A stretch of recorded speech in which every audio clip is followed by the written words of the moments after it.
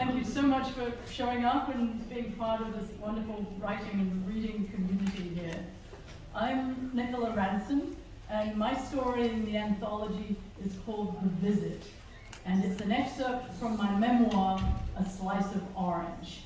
And if you want to follow up afterwards, all my contact information is available on those bookmarks I'm giving away at the front table. So this takes place in the 80s, when I was a resident at the Rajneeshpuram commune in Oregon, and we wore orange and had a guru, Bhagwan Sri Rajneesh. And as you can imagine, I got fairly alienated from my conservative English parents. And the story took place when they came to visit me. They came thousands of miles, and there they were on the second of some of the very most awkward days of my life. At last, I could show my parents the reason I was there by taking them to the Guru's daily drive-by.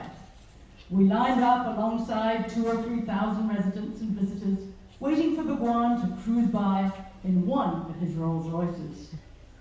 I was flooded with happiness and hoped my parents would feel the contagious joy.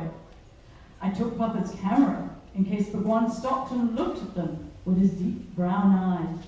"He's coming, he's coming!"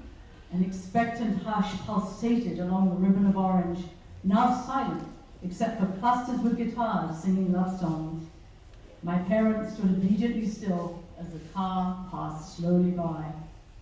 The following year, after the ranch had ended, I felt sympathy when I looked at the photo of their flat, void faces reflected in the shiny paint on the rolls.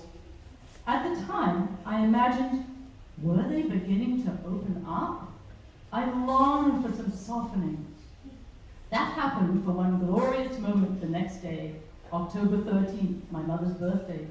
I'd organized a cake in the restaurant and told the French waitress my mother was part French.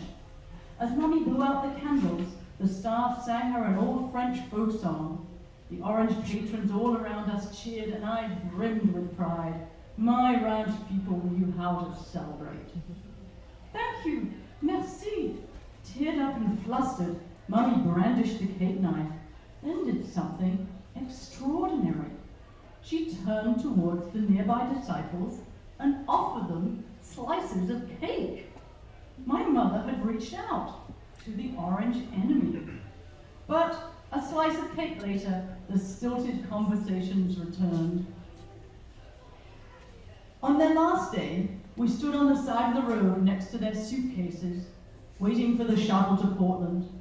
Mum squeezed me so tightly I could barely breathe. I went to hug my father, but he stiffened and pulled away. I moved towards him to try again, and he turned aside, so I couldn't reach him. Right, that's it, I thought to myself. This is how it ends. I wouldn't be surprised if I never saw them again. I walked back into the office building opposite the shuttle stop, back to my desk not far from the open window.